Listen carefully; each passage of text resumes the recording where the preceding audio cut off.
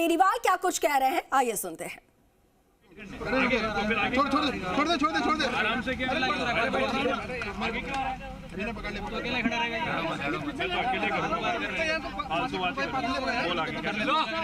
हाँ हो गया सुनो हो गया क्या साइड में करा सुनो अबे हो गया पकड़ना अरे थोड़ा माइक नीचे कर लो कैमरा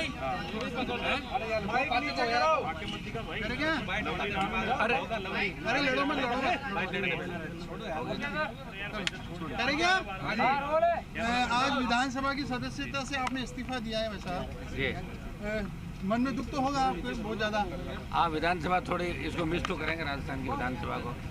हम तो ये चाहते हैं कि आदमी लोकसभा का विधानसभा के सदस्य साथ रहना चाहिए। ये बार कोशिश करेंगे ऐसा विधानसभा के सदस्य भी रहे, लोकसभा का भी नहीं, बार बार चुनाव होना फिर कराना ये होना चाहिए।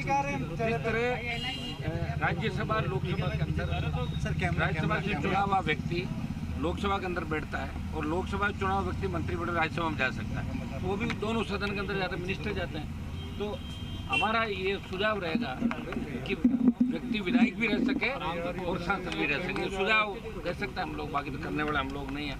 लेकिन राजस्थान की विधानसभा को हमेशा मिस करते रहेंगे क्योंकि हमारी राजनीतिक शुरुआत राजस्थान की विधानसभा से हुई और आज चूँकि इस्तीफा मुझे देना था, कल 19 अंतिम दिन है, आज मैंने नियम समिति की जो बैठक थी उसमें पहले भाग लिया और विधानसभा के अंदर नियमों के अंदर शिथिलता कैसे हो, विधानसभा के नियम कैसे बदले जाए और किस तरह विधायकों को उनके अधिकार मिले, किस तरह बोलने को उनके अधिकार मिले, किस तरह अधिकारी प्रोटोकॉल की पालना करें और नियम समिति में संशोधन हो।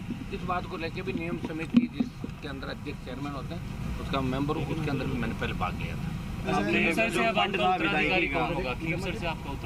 लड़ेगी या आरएलपी तो लड़ेगी पक्का, ये हो तो कहना ही काम नहीं, क्या गठबंधन में होता है बात करेंगे उसमें। इंडिया अलायंस में तो हुई मैं दिल्ली के अंदर, अब यहाँ की बात बैठ के करेंगे आगे। जो एमएलए फंड था आपका 5 करोड़ रुपए, आपने वो मतलब वो तो अधिकार हमारा, हमारा अधिकार है। एमएलए फंड एक दिन में भी खर्च कर सकते हो और 5 साल में भी खर्च कर सकते हो। जब मैं विधानसभा का सदस्य निर्वाचित हुआ तो एमएलए फंड पे मेरा अधिकार था, वो मैंने खर्च कर दिया। बेनीवाल जी, कल अभी हाल ही में जो राहुल गांधी है उन्होंने ईवीएम पर सवाल उठाया है। आप चूँकि सांसद हैं, आप भी जीत कर आए, क्या लगता है आपको क्योंकि जब चुनाव होते हैं परिणाम आते उसके बाद कांग्रेस या सहयोगी दल के नेता ईवीएम पर सवाल उठाते, क्या कहना है आपका? क्योंकि आप इंडिया के भी गठबंधन में पहले रहे और आप इंडिया के गठबंधन में हैं। जी जी, मैं एनडीए गठबंधन में था, किसानों के लिए एनडीए छोड़ा था और इंडिया अलायंस के अंदर भी देखिए ईवीएम पे सवाल पहले भी उठे और निश्चित रूप से हम भी चाहते हैं कि ईवीएम के बिना बैलेट से होना चाहिए। ये हमारी सबकी राय है। अगर आप देखा जाए तो पूरा देश भी ये चाहता है। और ईवीएम के बारे में और चुनाव आयोग जिस तरह नए नए नियम लेके आता है, चुनाव आचार संहिता के दरमियान जिसकी सरकार होती है स्टेट के अंदर या दिल्ली के अंदर, उन प्रत्याशियों को प्रशासन मदद करता है, जो विरोधी होते हैं उनको परेशान तंग करता है। तो होने को तो कुछ भी हो सकता है, ईवीएम में गड़बड़ियाँ हो सकती है। इस देश में क्या नहीं, जब नीट का पेपर आउट हो सकता है, जब आरपीएससी राजस्थान की पूरी भ्रष्टाचार की बैंड चढ़ सकती है, जब आपका कर्मचारी चयन आयोग पूरा मतलब उसमें भ्रष्टाचार में डूब सकता है, जयपुर में जब गुर्दे बदले जा सकते हैं, क्या नहीं हो सकता? ईवीएम क्यों नहीं बदली जा सकती? ईवीएम भी तो आखिर कहीं न कहीं से कंट्रोल होती होगी ना।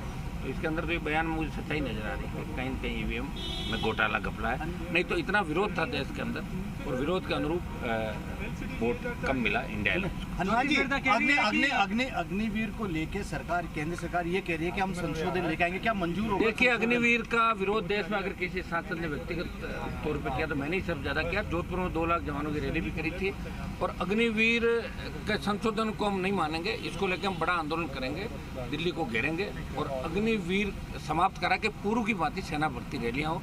ये देश का नौजवान चाहता, सेना के सम्मान के साथ कोई समझौता नहीं। ज्योति मिर्धा कह रही है कि हनुमान बेनीवाल गुंडागर्द चलते हैं, कभी कांग्रेस के साथ तो कभी बीजेपी के साथ, अब फिर बीजेपी के संपर्क में।